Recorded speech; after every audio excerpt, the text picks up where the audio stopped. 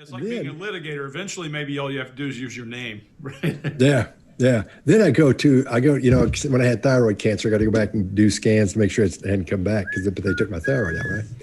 So I'm at getting my scan done, and the girl is like, so what do you do? I said, I'm a body language expert. She goes, oh, that sounds good. So then I'm thinking she's in here doing the scan stuff. She's into all the minutia of neurological everything. So I go on this almost a rant of, yes, well, it is fascinating and using big words that I never use. And after this big, long, almost soliloquy of how bad what I do is, she goes, yeah, your pants are unzipped. That's funny. All right. You ready? Yeah. All right, here we go.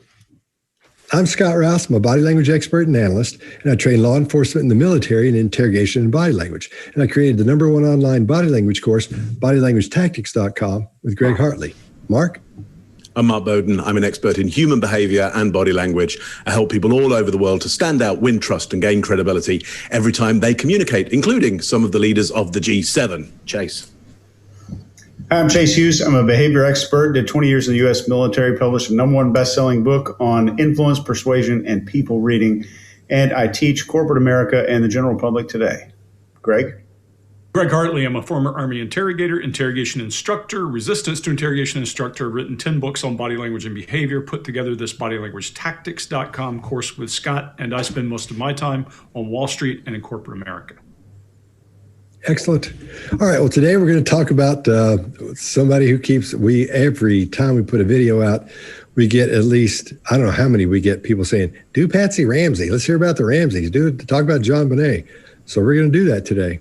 So it's come to the point where we can't put it off any longer. So today we're going to talk about, we're going to take a look at Patsy Ramsey. Greg, you're the one that found the video we're going to use. You want to tell us a little bit about it? Yeah, and there's some irony to this. I'm going to almost be a cold reading today because I found this video a few months ago when people kept harassing us for this one. And this video is from 2000, so a few years after the JonBenet Ramsey murder. And they've released a book, and they're back in front of the cameras.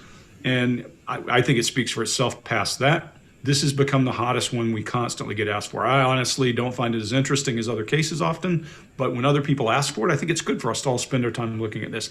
And if you don't know this case, this is one of those long-running cases no one has ever figured out. Nobody knows what happened exactly on that Christmas Day or Christmas Eve. So it's a timely one. I think it'll always be around and people will always be conjecturing. What we don't plan to do is say, this is what happened. It was, Colonel Mustard in the study. We're not going to do that kind of thing. We're just going to tell you what we see. We're not going to say if she's guilty or innocent. We're going to say what we think in terms of this. We're not trying to be the court here. There's way too many people looked at this case. This is the behavior panel's opinion of what we see in Patsy. Excellent. Okay, the first thing we're going to do is we're going to listen to the 911 call because a lot of it's centered around that. There are two parts to it. The first part is the 911 call itself, and then we're going to listen to the last part of it, which we won't hear in this first video, but we'll hear it again later, where it was questionable about what went on in there. So here we go. Police, what's going on? 15th Street. What's going on there, ma'am? We have a kidnapping. Hurry, please. Explain to me what's going on, okay? There's a note left and our daughter's gone. A note was left and your daughter is gone? How old is your daughter? She's 6 years old. She's blonde. 6 years old. How long ago was this?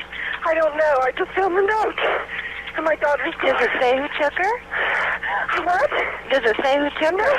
I don't know. There's a ransom note here. It's a ransom note? It says SBTC. Victory. Please. Okay, what's your name? Are you Patsy Ramsey? I'm the mother. Oh my God. Please. I'm sending an officer over, okay? Please. Do you know how long she's been gone? No, I don't. Please, we just got out and she's right here. Oh my God, please. Okay, please, there's somebody. I am, honey. Please. Take a deep breath. Please, okay? Hurry. Patsy. All right, Greg, what do you got? Yeah, guys, I'm always talking about 911 calls. They're among my favorite things because when a person has a true emergency, they're there to tell you the story and get as much information to you as possible. I need you at my address right now for this problem. I need police to look for my daughter. Not, please, not telling you their story, but telling you the story, usually responding to prompts. Now, people can be hysterical. If you lose a child, if something happens, you're going to be hysterical. But you typically don't control release information. Control release of information sounds like storytelling. Mark, you talk about storytelling a hell of a lot on these things, and this is storytelling. It feels awkward to me. And all this HBTC victory, who cares about any of that? Who cares what's in the note? What you want is the police right now. You're beginning to release a story, and those are typically alibis when you're doing that. So this is a red flag conversation for me. Never mind all it feels like bad acting to me. Now, I'm not in her situation. I can't say what she's normally like. I don't see her enough. But this looks like telling her story, not the story. Mark, what do you got? Yeah, so here's what I want you to do. I want you to replay that, and I want you to breathe along with the caller there. Because what I want you to see is whether you can sustain that level of breathing, in, out, in, out. It's pretty rapid. So it's real panic breathing. But can you sustain it without giving up and going, wow, I'm going to fall over, I'm going to faint? Because here's the thing. That level of breathing, without having adrenaline, you would stop. So here's what I'm going to say. That's real panic breathing from this person. There must be some adrenaline in the system. There's some kind of real panic going on, because otherwise she wouldn't be able to breathe like that for so long, I would suggest. And I've tried this again and again and again with lots of performers. You know, how do you do panic and do it take after take after take after take and not collapse, fall over, forget the words that you've got? You have to have some adrenaline going through your system to burn up that oxygen. So real panic going on here. Now, I don't know why there's real panic going on. I can think of a whole bunch of reasons. I don't know why, but there's something real emotional going on there. Again, heightened emotions are very, very difficult to sustain. Most of the heightened emotions you've ever had, you won't have been able to sustain them for more than about 10 minutes. And very quickly, you will have peaked. You'll have found your body start to get tingly. Your legs start to go from underneath you. So again, breathe along to that video and see how long you can sustain it for. There's something real going on there. Scott, what do you got? Hey, Greg. Yeah. We can't see you. Like, No, are you about to waterboard us, Greg? I turned it off intentionally. I had to go move something. Oh. I had to move something. I always get worried when it all goes, a dark piece of felt goes over my head like that, and Greg's in the room. Slowly. It's very worrying. Surely. Don't do that to me. Yeah. Okay, you ready? Yeah. All right. Well, here's what I got. That's Greg and I did a whole, which this is from our course, the truecrimeworkshop.com. And so we've studied some of these things, and this one I've been able to spend a little time with. And like Greg was saying earlier, there are specific things you say when you're in a panic, when you're calling 911. You're calling the people that are going to help you the quickest and the fastest and get there to get you as much help as possible. 2 or 3 things for me lit up in here. Right out of the gate, she says the right thing. She gives her address. That's the first thing she does. Usually you'll hear that when cops call, when police officers call, they'll say, the first thing they'll say is the address, and they'll say, our house is on fire, or whatever the problem is. But then in this case, when there's a kidnapping, she wouldn't have said, we have a kidnapping. Nobody says that. She would have said, my daughter's gone, my baby's gone, somebody's got my kid, something like that. And then when she would ask questions, and there was a note. It takes her a minute to get to the part where she says a ransom note, but she makes sure to say that, which means she's read it. So that part of it is a little bit iffy for me. I don't think she would have hung up at the end. I think she would have kept talking and trying to communicate and find out when this help is coming, because she's saying, please, please, please help me get this. There's a 911 call we have in this course where the woman has her children have been killed, and she's screaming just like the Patsy Ramsey is screaming there toward the end when she goes, "Oh my God!" I think what's firing her adrenaline off there, Mark, is the fact that as she's doing this, she's realizing the depth of the situation of where they are in it, and I think that's what's helping fire off her adrenaline to get her excited as she moves forward through that her communication with a 911 dispatcher. So I think that's what we're hearing there. We are hearing some panic, because when that happens, you've got to lean into it. Like, this is And I think your body, even with a lot of actors, they'll go ahead and lean on into the panic mode. And I think that's what we're hearing at this point. But I think she would have stayed on. I don't think she would have just hung up. I think she would have kept talking to her until they showed up. I don't think she would have hung up at this. So those are a few things in there that bother me. Chase, what do you got? So let's just talk about language here. You guys covered a lot. If your house was burning, would you report, "We've got a fire," or "We have a gas fire"? And would you say, "I found the ransom note"? Or would you say, "I found a ransom note"? Let's say you found something insignificant. You're staying in a hotel and there's a cockroach in your room and you call the front desk. You're not going to say, "I found the cockroach in my room." The word "the" suggests familiarity with the other person. If I say, "I'm going to meet you at the restaurant," you will have to know exactly what I mean. And I think it's subconsciously was a way for her to imply familiarity and understanding with the situation. Excellent. Okay. Any cockroaches in your Jamaican hotel, Chase? So far, no. I'm in Tower Isle, Jamaica right now, and it's been good. I'll bet if you find a cockroach, it'll be a very specific message. It will be a cockroach. Yeah. If it's on the beach, it would be nude. Am I correct about that? Yes, I think. All the cockroaches are nude here. Okay, good. All right, let's move along. Lovely. Police. What's going on? 515th Street. What's going on there, ma'am? We have a kidnapping. Hurry, please. Explain to me what's going on, okay? There's a note left and our daughter's gone. A note was left and your daughter is Yes. gone? How old is your daughter? 6 years old. She's blonde. 6 years old. How long ago was it? I don't know. I just found the note. And my daughter's gone. Does it say who took her? What? Does it say who took her? I don't know. There's a ransom note here. It's a ransom note? It says SBTC. Victory. Please. Okay, what's your name? Are you Patsy Ramsey. I'm the mother. Oh my God. Please. I'm sending an officer over, okay? Please. Do you know how long she's been gone? No, I don't. Please, we just got out and she's right here. Oh my God, please. Okay, Please, there's somebody. I am, honey. Please. Take a deep breath for Please, me, okay? hurry. Patsy. Footprints outside the house. No evidence of footprints. I think it said no footprints in the snow. And we have seen photographs that were taken the morning of the 26th By the police. of each of the door entries and around the house, and there was no snow. Urban myth. All right, Chase, what do you got? There are what I describe in my training. We've talked before about something called a confirmation glance. If you're looking at an accomplice, you'll probably do it before you answer. If you're looking at two interrogators, you'll probably do it after you answer.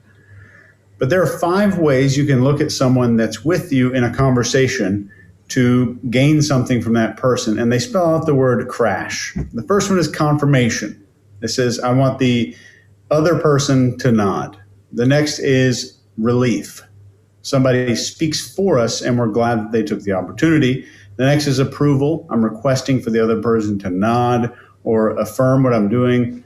Then we have suggestion, and this is a request for them to continue for me or add some details for me. And finally is help, spelling out crash. H is help, and this is requesting for rescue. And things have gone south in the conversation. I need a bailout. I need a mulligan here. I need you to help me out. And we see this relief glance in this. The moment that his wife starts speaking to answer the question, we see this relief in his face that somebody else has answered it.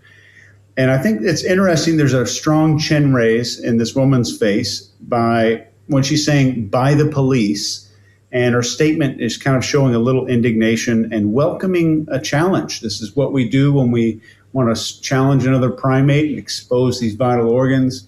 We see it in bar fights even. Drunk people throw their chin up and their arms out. I think that's interesting. And right at the end of the clip, we're starting to see something called a pre-swallow movement, where this throat is starting to go up as a result of a saliva dump into the mouth. All in, I think there's a few credibility issues with the statement. Scott, what do you got? All right. I agree with you 100%. I didn't catch that swallow thing, though. Fascinating. Here we see her head's tilted as she's talking. When people, if you say you're playing poker, when poker players are playing, when they do this and they expose that side of their neck and they get that head back, that indicates confidence. So here she's giving information that she knows or that she believes to be true, and she's sort of like sticking it up this interviewer's, because you can tell her, I would suggest her attitude would be more of a holier than thou at that point, because she's almost like, I've got a huge nose, so I can talk about noses. She's almost looking down her nose at her as she's saying that, as her head goes back. And the tone of voice is that dominant tone of voice you use when you're talking to a child, or you're mad at someone, and you're saying, well, I'll tell you what I do know. And the same thing with her. We'll see as we go along, her illustrators get larger as we go. Illustrators are the ways your brain, it focuses on specific words. It emphasizes specific words or phrases, just like I did then. And so we're seeing a lot of that, and it gets more predominant as we go along.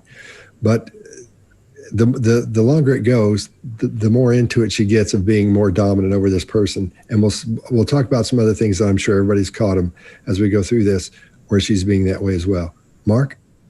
Yeah, so arrogance, condescension, we see exactly as has been said there. The chin comes up, which means she ends up looking down the nose in condescension. That's the over display of kill points on the body in close proximity, basically saying you have no power. I don't think you would strike, or if you did strike, I don't think it would have any effect on me.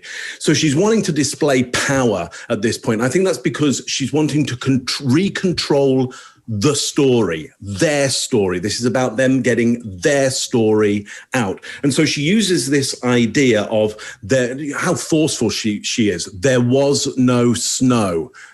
I almost said it there, fake news. She says, but instead she says urban myth. And urban myth was the kind of 80s, 90s version of fake news. She's saying everybody else has controlled this narrative. They've made up stories about this. Now I'm taking control of the story. This is our story. So I think that's what people don't, this is my first indicator of she's not a very likable person in this situation, because she wants to assert power. That, as a good generalization across many cultures, is a female asserting power is not looked on well. It's often looked on well by men and women. They don't neither like it. They want the women to share power, but she's taking control of this. I'll show you later on how actually she's very similar to Margaret Thatcher, the 80s Prime Minister of the UK. Very, very similar vocal range, very, very similar gestures as well. Again, not a likable woman by many people at the time. So assertion of power, assertion of the narrative. Greg, what do you got? Yeah, so you guys have gotten almost everything I had. There are a couple of other small things. Number one, you could have just as easily finished this sentence with "you stupid twit." That's the whole demeanor that she has when she's talking to this woman. It's condescending, it's arrogant, it's telling. You always talk about that pawing, that pushing down. She's pushing down when she's talking to this person, Mark. And the other piece that she does is she does what I typically refer to authority by association. Hear her blast police out. She uses that word like it gives her some kind of authority. And we'll hear her again do what I would call holy ground, or take some kind of authority figure and use it to validate her story. That's the only thing I saw that you guys haven't mentioned. I mean, great round cover. I think all of this, you're dead on. I think when I was watching this, all I could think was letting them eat cake. Famous last words. She's condescending. She's looking down her nose, and it's hard to like her. And if you don't like her, you're going to look for reasons why she did it. That's what I'll leave this piece at. Okay. Footprints outside the house. No evidence of footprints. I think it said no footprints in the snow. And we have seen photographs that were taken the morning of the 26th by the police of each of the door entries and around the house, and there was no snow. Urban myth. Yeah, All right, we good? Yeah. Oh, good. Okay. This is Ramsey, the 911 call. There are contradictions about whether or not the phone was hung up and whether or not your son Burke came downstairs and was talking. Some police officers believe that they can hear that on an enhanced audio tape. Others say no. What do you say? Well, we have not heard the 911 tape, but we understand from people who have heard it that it sounds like a bunch of chipmunks chattering and that it is almost unintelligible. All we know is that Burke did not come downstairs that morning, nor did we say to him, go back, or whatever it is they say that it's said on the 911 tape. I phoned the police, called 911 from the kitchen telephone, wall phone, hung up, dialed one set of our friends, hung up, and dialed another set of friends and asked them to come quickly to help. How soon after that 911 call did you dial the first? Immediately. So it seems to me like if you hang up the phone, you're not going to be able to place another call unless the phone is completely. This is another. There's been no logic applied to any of this case, in my judgment. All right, Mark, what do you got? Yeah. So, to your point, often, Scott, this idea of loping, what I like about this is her story seems to kind of jump along quite well. It seems kind of okay. Again, the problem is, I think, for a lot of people, is it just seems a little bit cold. It doesn't have some of that variation. It doesn't have the cracks in the voice of emotion. And yet at the same time, in terms of, looking for truth, it seems to romp along fairly well. Again, I don't think people like the forthright, aggressive nature of which it lopes along at. I don't think people like her assurity around this because, everybody out there, we've all got ideas about what might have happened here. First point I pick up here of the what looks to me like lip grooming. It's a lick of the lips, I would say, in order to say, hey, I'm looking good. I want to look good for this. So it already feels to me like looking good is important to her. And, I think her daughter was obviously in pageants. I think she was in pageants. The idea of looking good and presenting well, my guess is massively important. And that comes across for me in the lip grooming. Also this idea of social status and two sets of friends. So there's this idea of already, I've got my whole crowd involved. I've got lots of friends. They're a set as well. Strong social structure and looking good in front of the social structure. That's what I've got out of that. And Chase, I want to go to you. What do you got? Yep, absolutely agree with you guys. I think there's some indignation at the beginning here with the question. And the mention of the 911 call and the son coming downstairs produces immediate eye flutter, which I thought pretty telling. And we've not heard the 911 tape. And this is a reassurance and approval glance that we see here. And all we know is that Burke didn't come downstairs. We know nothing else. We know that there was no involvement. The one thing we're certain of is that he did not come downstairs. We know nothing else about anything. He just didn't come downstairs. And I fully agree with Mark. And this is the world that they live in, is appearance and image and perception management. So most of her life, pageants are about perception management. It's not about true beauty. It's not about a whole lot of other things that they might purport themselves to be. Perception management is the name of the game. And I think that has bled into many other areas of her life. And we see that here. Scott, what do you got? All right. I think we're seeing some really odd eye blinking behavior here. And this is the first time I've actually ever paid attention to it where I've seen it like this. We do see the eye flutters at the beginning, but she blinks twice. Every time when she hears whether or not the phone was hung up, when the interviewer says that, she blinks twice. When she says, your son Burke came down and was talking. She blinks 2 times there. And then she says some police officers believe they can hear that on the enhanced audio. She blinks 2 times there. No other time is she doing 2 blinks like that. So she may do it a couple other times as we go down the road here. But in this thing, that seems to almost trigger her double eye blink, which I've never seen that before. That was really, really odd as far as that goes. And I agree with you guys on everything else. So, Greg, what do you got? Yeah, so we always talk about fight or flight increasing blink rate. In this specific case, this is fight, almost guaranteed. This is not flight. This is how dare you attack me again. I can see it written all over, and the double blink is a condemning double blink, I think. It's the how dare you ask that again, and it's a poke. She's ready for a fight. You can see she's ready for a fight. She's not backing away from it and looking afraid. Her lips are not getting thin. She's ready for going at this person, is what I see. When she starts to talk and she's nodding and she's thinking, watch her head slow down. The speed of her nodding slows down as her processor kicks in, as she's thinking about how to answer this question. Love the confirmation glance, love the connecting glance, as she looks over to make connection and think, okay, I'm not alone in this. We're on the same page. And that, you guys covered everything else. I think those pieces, Scott, I love the fact you're catching that double blink. And I think fight or flight makes us blink more rapidly. And I'm a Southern boy. I was raised in the South. I can see a Southern woman looking at me and blinking her eyes twice and saying, oh, no, you didn't. I can see that written all over this woman. You know, if my grandmother had done something like that, I would have thought, oh, here it comes. Something bad's about to happen to me. So think about the part culture plays, because we're all born capable of doing everything the other person's doing. And all culture does is add nuance to those meanings. That's all it does. So when somebody looks at you and goes, that means something. She's done it before, and it's a method for her. I see fight or flight, and she's after you. That's it. That's all I got. Okay. This is Ramsey, the 911 call. There are contradictions about whether or not the phone was hung up and whether or not your son Burke came downstairs and was talking. Some police officers believe that they can hear that on an enhanced audio tape. Others say no. What do you say?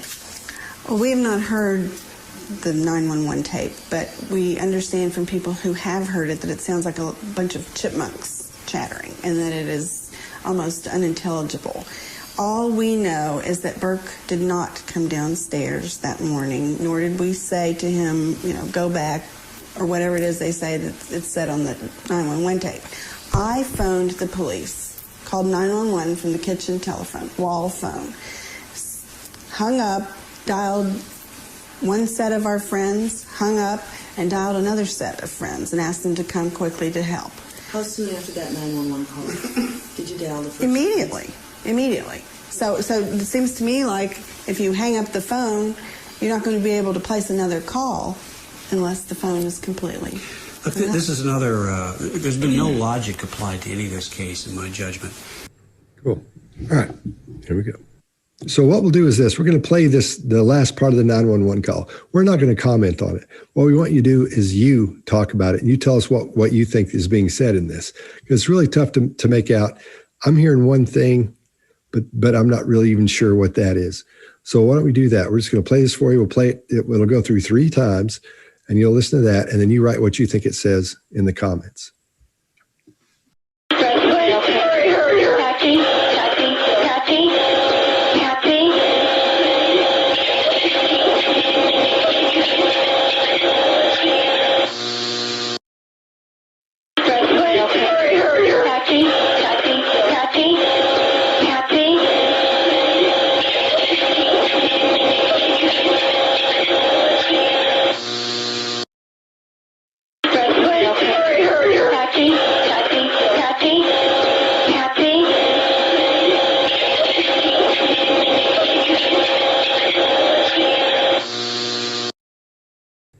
Cool.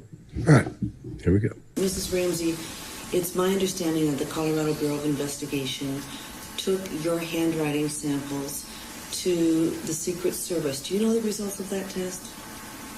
Definitively? No, I don't. I just know we had experts do the same kind of testing, and it's my understanding that the people that we use trained the people from the CBI, Colorado Bureau, that that administered the tests. And they, on a scale of 1 to 5, with 5 being absolutely no match, I ranked at a 4.5, with 1 being a perfect match. So, you know. Yeah, we don't know the result. All right, I'll go first on this one. When she's nodding yes, we see her squint when they talk about the Secret Service. She freezes, and you see that those eyes squint up. So something's there. I don't think she knew that had happened, because once they say that, once they throw in that jab at her, in other words, she comes back with, well, here's what I do know, that I'm not the person that did it, and here's all the proof that tells why. That's what I'm seeing. That stuck out to me like, like a red flag. But Greg, what do you got? Yeah, I'm on the same page. Watch her pupils. There's a flash in her pupils in this, like you don't get the opportunity to see very often. Her pupils go to pinpoint and then back out a little. When she does that squint thing, I'm with you. I think if she really believes that whatever she has, her expert's better than your expert, is what she just said. My expert taught your expert. So there, I'll see your expert and raise you another. That, if she really believed that and didn't know about the Secret Service doing it, she probably would quickly go, uh-oh, there's a piece of data I didn't expect. And the squint is data intake, and whether you call it fake concern or concern, she's doing data intake. So those are really big things for me. And the other one is, Mark, you brought up last time, she's lip grooming. This is not lip grooming. That was a quick jut. That usually is distaste. That usually is disapproval, whatever.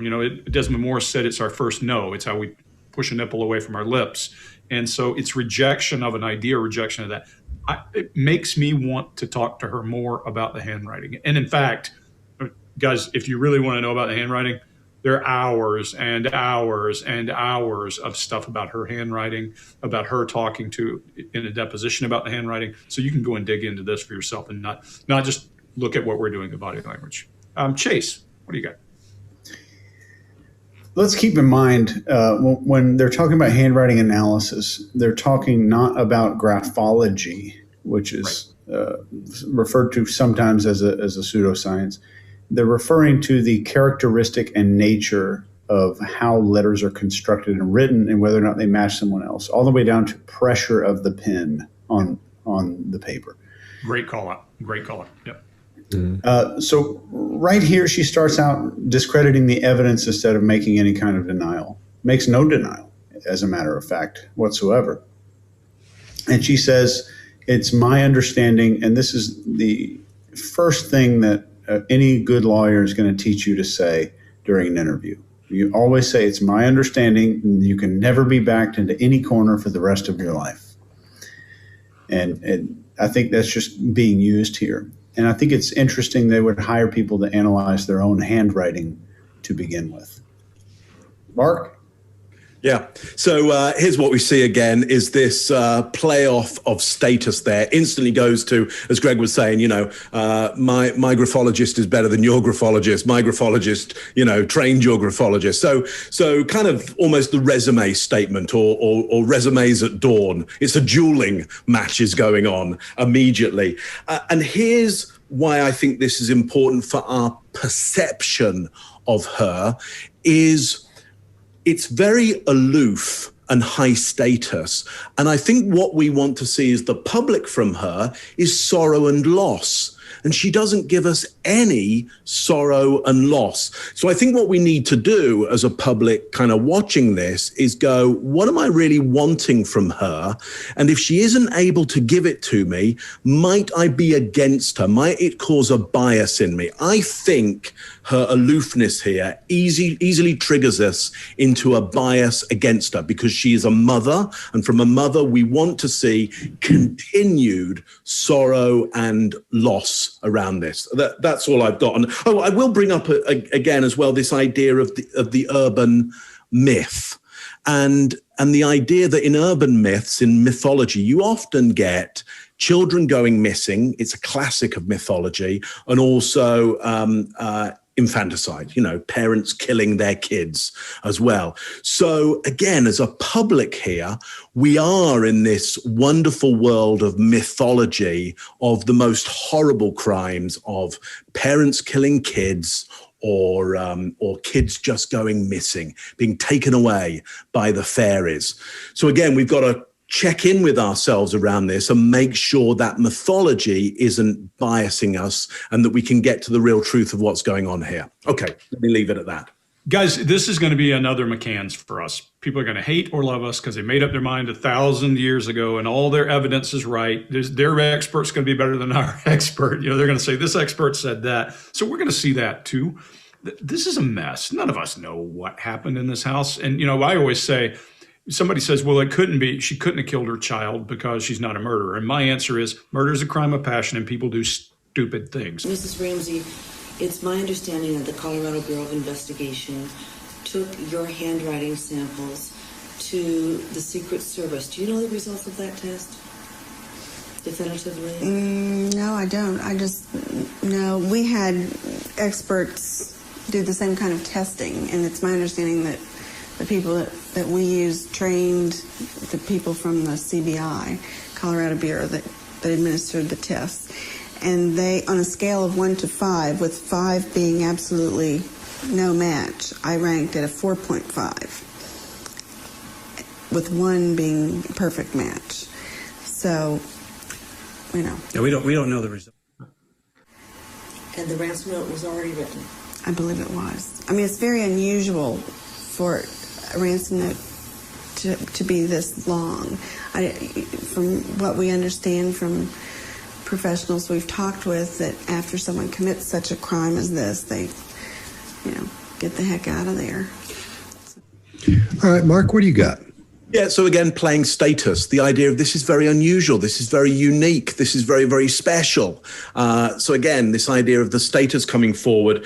Here's what triggers me around this: furrowed brow, lots of helpfulness, lots of confusion, lots of expertise where you maybe shouldn't have any expertise. I think we've seen this time and time again with people who we know are not telling the truth. It's a usual trope of, I'm going to be very, very concerned, really helpful, a little bit confused, and actually quite knowledgeable about things that I really shouldn't be.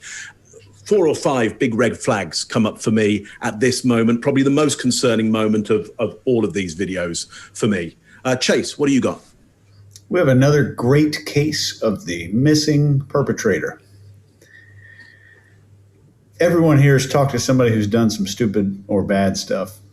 And in 9 out of 10 of those cases, those people don't want to talk about the one who committed it. They don't want to talk about the perpetrator who did this. And as the video starts, or as this clip starts, we see some false confusion, but it's confusion for agreement. I'm looking confused with my face in hopes that it becomes contagious to the other person. And when she says someone did this, not kidnapper, not murderer, not potential rapist, it's someone. And when she says such a crime as this, it's not any of the harsh words, kill or murder or whatever else we could be saying. If that happens to a person's family member, there is a 99.9% chance they have no problem, and they are even very vocal about using that word to evoke emotion out of the person listening to them. If you think about the phrase, I did not have sexual relations with that woman, the same thing happens. Instead of saying sex, we change it to sexual relations. And when she says at the very end, get the heck out of here, she actually does with her eyes. She escapes the conversation as fast as she possibly can and hopes for a subject change. Scott, what do you got? All right. Yeah, this one kind of bothers me too, because when she says, or after she says in the ransom note was already written, and she uses what I call fading facts. She starts getting quieter and quieter. The further along she goes, the quieter she gets. As she goes, then when she says, in a crime such as this, when she's explaining, her head goes down to guard her neck, because her neck is, as up to this point, we've seen a lot of times, has been up. Going back to when she was talking about the 911 call earlier, we saw it go down and guard a lot. It was bouncing around, and it guarded a lot down there when it was talking about if she had her involvement in it in the second part of the call. But when she says a crime such as this, that head comes back down and guards the neck. And then again, she continues to speak quietly as she goes along. So this shouts to me something, guilty knowledge. Something's not right. Something's not right here. Something's not right here. Greg, what do you got? I'll add a few more sprinkles on what you guys have already said. Too much eye contact. Way too much eye contact. Mesmerizing eye contact. She breaks eye contact at the end, yes, but during this time, even when she's stammering, as she's admitting that this was an unusual ransom note, which is probably a point that people are using to establish guilt. Usually a ransom note would say, hey, give me some money, I got your kid. It wouldn't say, victory to the whatever she said. That's not usually what you expect. You don't expect 3 pages. You also, if you did something and it has become the place that is the most scrutiny and you wrote a 3-page thing, you're giving a real handwriting sample on a level nobody has ever done. And now they can compare it and they go look at your work. Now you probably are feeling a little dumb about that. So you may stammer and stutter your way through it. Way too much eye contact. She's almost trying to give you we will never find this guy because this is such an unusual thing. And this is just sprinkles on everything you guys said. I agree. All these pieces around distancing and all that. Usually a person would say, whatever scumbag took my kid, I want their head. That's the way they approach it. Yeah. Now, a lot of this is just her personality, all that stuff, but the chin down and all this together, you should have a pretty good picture that we're all concerned here. Yeah. That's it. Correct. And the ransom note was already written.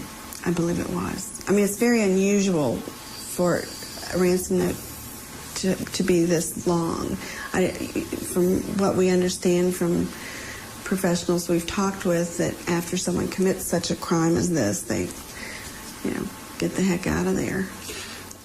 Cool. We good? Yeah. Let's move along. What about that, Mrs. Ramsey?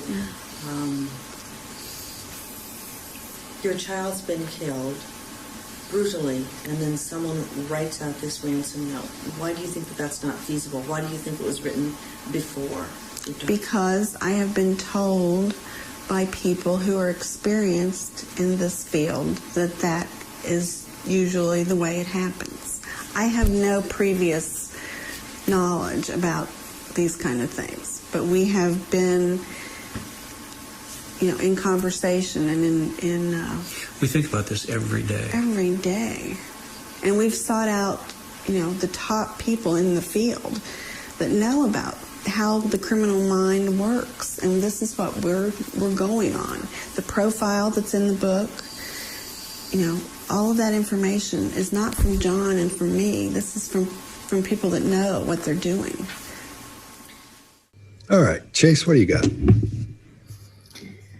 If you're watching this, do me the biggest favor of all time and watch this clip and only listen to her responses and see if somebody offered you $1 million to figure out what she's talking about, if you could figure it out. This is the most generalized, non-specific, non-committal answer I've ever heard in any interview, I think in my lifetime. It's those people, these techniques, this agency, those agencies, these people. All arguments are arguments from authority or an argument on authority. So if you told me, I think she's on drugs, and my response would be, where did you graduate pharmacology school? That's the argument of authority. And what they're doing is something called borrowing authority. So I am borrowing the authority of another agency or another group of people in order to make my story more believable or more palatable for people to like me more, which certainly lead to maybe an innocent claim at the end, but it would certainly lead to where I want somebody to start believing I'm going to wind up. Greg. Yeah, what you call borrowing authority, I call authority by association. And she doesn't just borrow it. She paid for it. She tells you, we have the experts. There's a status claim here, and there's a resume statement of sorts there, I would say. I paid for this expertise, and I know. So I agree with you. There's that, certainly up front. She swallows really hard at the beginning of this. Did you all see that? Just the awkward. Now, it's probably from the question before, but it's still there. She smiles awkwardly in the middle of this thing. I don't get that. Of all the things, it's kind of that condescending smile. Some of this is her baseline of snarkiness. I mean, it's just how she's wired, I think. But she is in the middle of a rambling, to your point. I mean, there are not many questions and answers that are quite this messy. But she's rambling and running off into the quicksand, and he rescues her. You see that when she said, we... she has a word pattern. Think about this every day. She has a word pattern shift that says, we have been. And she's not said that up to now. Any weird word pattern like that. Not just noncommittal, not just rambling, but it's a weird word pattern for her. Remember, she was a beauty queen. She was a pageant person. And presentation is everything, to your point earlier. Even if you don't answer a question, you probably have a long rhythmic process to it. So I would say, what are you talking about here?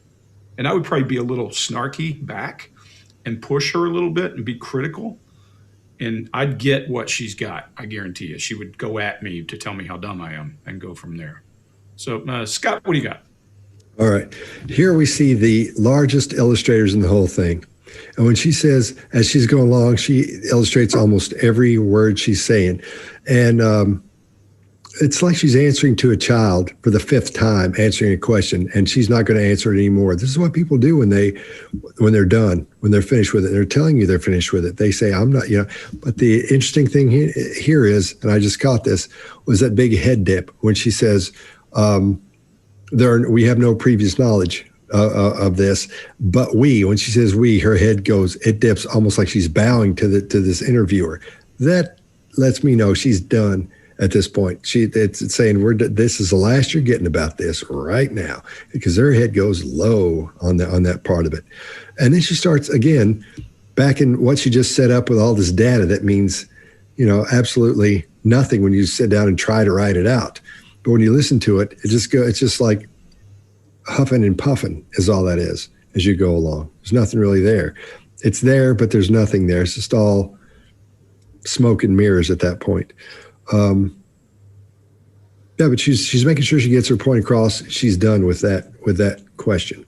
So, Mark, what do you got? Yeah, so as the camera pans to her, you get the lip groom, so she really knows that the camera is moving on her. Again, perception is really, really important.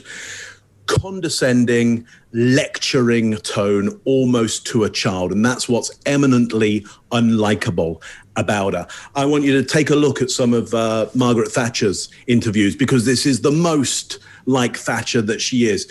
You see the nodding of the head and then the shaking of the head at the same time, this condescending, downward, low voice that is almost male in its way of pushing you down and telling you exactly how the world is. It's not very likable, is it? And Thatcher was never very likable, and neither is this lady here. So it has that cold kind of iron lady perception to it. Again, we've got to be careful how that influences our ideas about her. I mean, one of the things you probably want to do if you're in this kind of situation is be eminently likable so the public will be on your side. And there's no way that the public is going to be on her side, again, because she doesn't have that sense of loss around her either. So bad public perception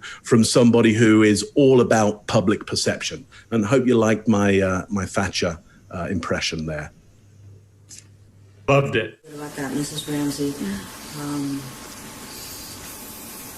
Your child's been killed brutally, and then someone writes out this ransom note. Why do you think that that's not feasible? Why do you think it was written before? Because I have been told by people who are experienced in this field that is usually the way it happens. I have no previous knowledge about these kind of things, but we have been in conversation and in we think about this every day. Every day. And we've sought out, the top people in the field that know about how the criminal mind works, and this is what we're going on. The profile that's in the book, all of that information is not from John and from me. This is from from people that know what they're doing. Okay, we good?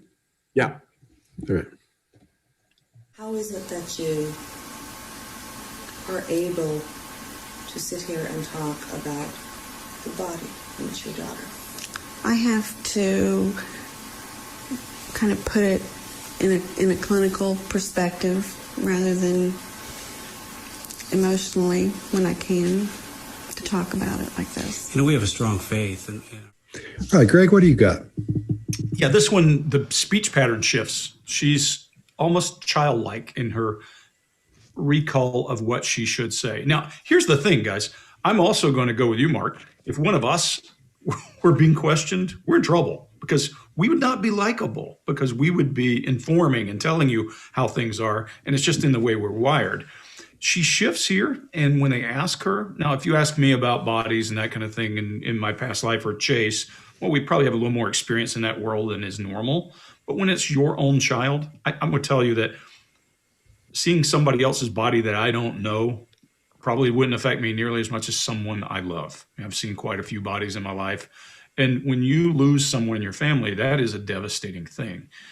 This is awfully clinical to talk about it, but it's also childlike. So this is probably one of the few places where I start to say, well, there's a soft side of her and she's trying to say whatever. And then she goes up and her accessing changes. She's not focused on you and making eye contact and trying to hypnotize you. She is doing something else. She's recalling and thinking, and she's avoiding eye contact, which is actually more endearing of her than anything she's done to now. If she had looked at you and said, well, I just compartmentalize it, you would think, yeah, this woman needs to go somewhere.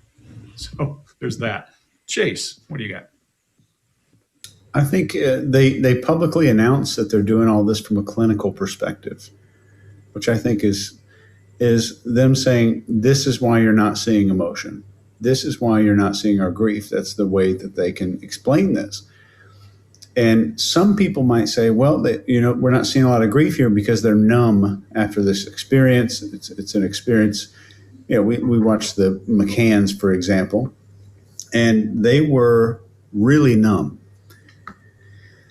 And we'll get back to that in a second. But when she does this, she's gesturing off to her right side when she's talking about something horrible, like something horrible that she needs to get out. She's gesturing to her right side. And this is important. Later, if I was interrogating or interviewing her, when I want her to be emotional, I'll move to that other side, the opposite from where she was associating this clinical part. And I'm also going to gesture with that hand to make her look over that direction, to make her use eye accessing in that direction.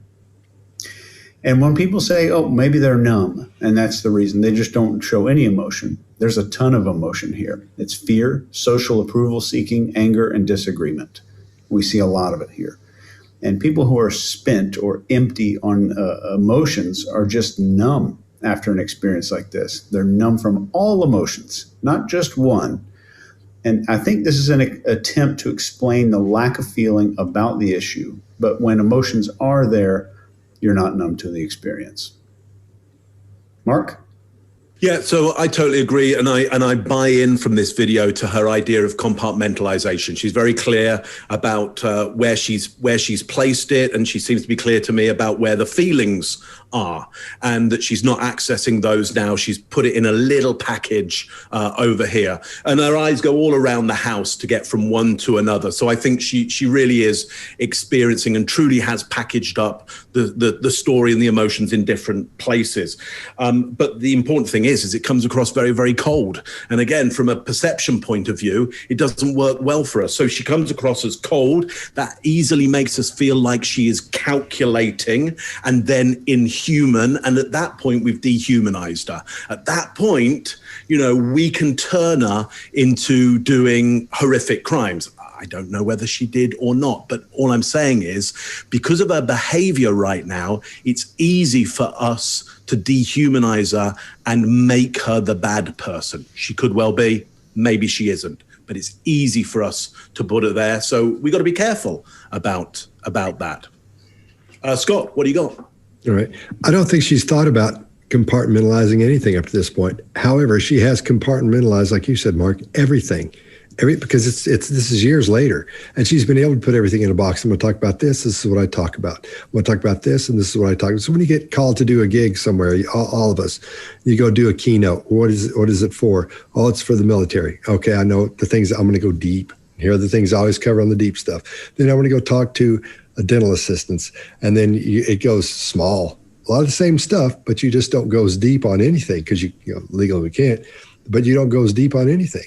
So she's compartmentalized all this stuff, and that's where she's got hers over here. She's compartmentalized what she thinks about her over here. So as a whole, everything's got its own spot, and that's all she's talking about. Because I think this whole thing has been compartmentalized for her. She keeps it in a box, and then she brings it up, and then she starts looking at the different separate parts of it mentally. That's what I'm getting from that. And 5 years is a long time. You can do a lot of compartmentalization in 5 years. Yep. Yeah. Now, I will say this.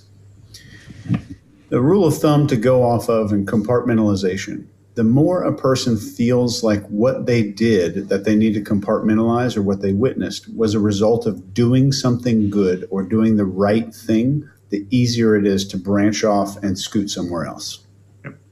Well, it's the reason soldiers can box things in a lot easier than the other guys, right? Yeah. We've all seen and been witness to a lot of horrible stuff in our gigs, and you have to have a place to do that, because if you don't, when you come home, it'll eat you up. It'll start getting everywhere. So I think everybody compartmentalizes, and I think this is just observing somebody explaining what that is for maybe the first time, possibly.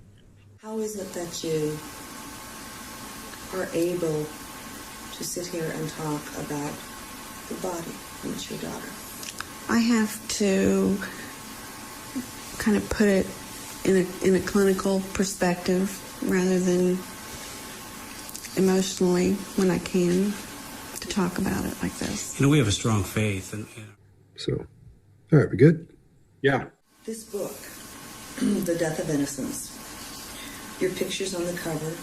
Why your picture and not your daughter's on the cover? This is our story. I mean, there have been, I think this is now the 10th book, I'm understanding, that has been written about this case.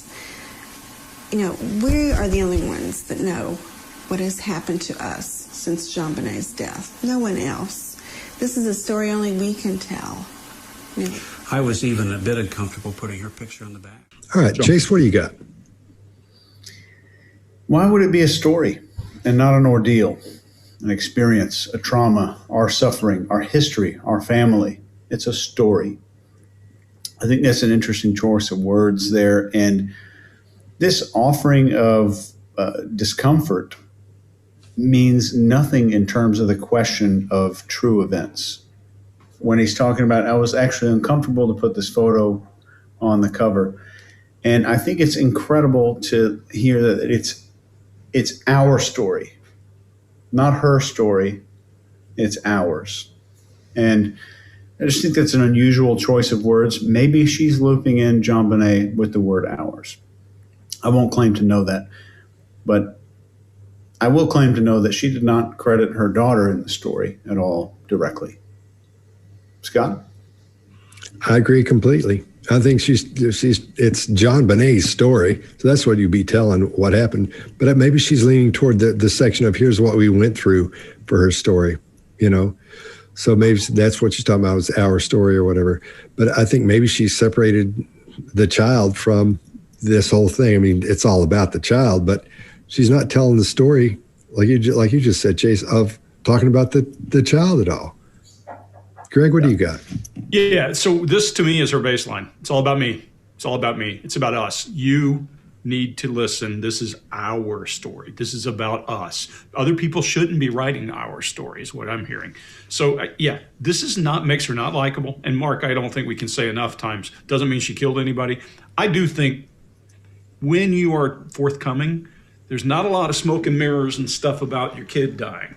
If you talk about somebody, whether murdered or something else, you'll get to clear, easy points. If I'm going to tell you a story about something that happened 5 years ago and losing a child, I'm going to be very clear about what happened. I don't need to make it a big deal and a song and dance and about me. It's going to be about what happened and where it's gone. Look, these are all well-known facts, and It makes you feel like someone is hiding something. In my world, when somebody looks like they're hiding something, it's usually guilty knowledge. And we'll always say, you can't tell what happened, but you can certainly say, we need to lift the covers on this one. Something's up. And that's what I see. Mark, you want to bring it home? Yeah, so why does this make the public feel really bad? And I think the interviewer hits the nail on the head here. People don't understand how you are past the loss of this. That's the big problem with this. We as a public go, I wouldn't have let her go so quickly. I'd still be in loss and mourning. Why? Because she wasn't ours in the first place, but we've made her ours. She became JonBenet became really an icon of the death of innocence, a beauty that gets taken away for no apparent reason. She is almost an urban legend. She is mythology. And so the parent, I think, at this point is going, you can't have that. This is now my story. I'm going to take control of that. And we don't like that because we don't want her dead. We don't want that child dead. We want to keep that child alive. And the parent here is really killing that child for us and going, she's not even on the cover. We don't even want her on the back. This is our story now. So we don't see the value, I think, of that maneuver that the parents are doing. We may have our arguments for why it isn't valuable, but we've got to see from their point of view why it may be valuable to them. Again, I don't know who's culpable, who's guilty of anything here. All I know is that in this interview, she is wholly unlikable, and I think we've got some of the reasons why we don't like her, and we've got to be really careful that we understand that that's going to bias us in our judgments and the stories we make up about her. There, I'll leave it at that. This book, The Death of Innocence, your picture's on the cover. Why your picture and not your daughter's on the cover? This is our story. I mean, there have been, I think this is now the 10th book, I'm understanding, that has been written about this case. You know, we are the only ones that know what has happened to us since JonBenet's death. No one else. This is a story only we can tell. You know. I was even a bit uncomfortable putting her picture on the back. All right, well, let's throw it around the room and let's come up with 2 words for what you think's going on here. Greg? Jury's out. What about you, Chase? Guilty knowledge. Mark? Guilty of bad public perception. I know it's not 2 words, but I don't do 2 words. All right. Then mine would be, I don't know. I don't know what I'd say. I don't know what I'd say. I don't have 2 words for it. I talk too much. All right. Well, thanks you guys so much. If you like what we're doing, please subscribe and click the little bell so you know when we have a new video come out. And don't forget to go to the back one more time, or back to the 911 call, the second part, and let us know what you think is being said in there. So we will read it. Oh, yeah. No kidding. All right. I'll see you guys next time. Bye now. Later.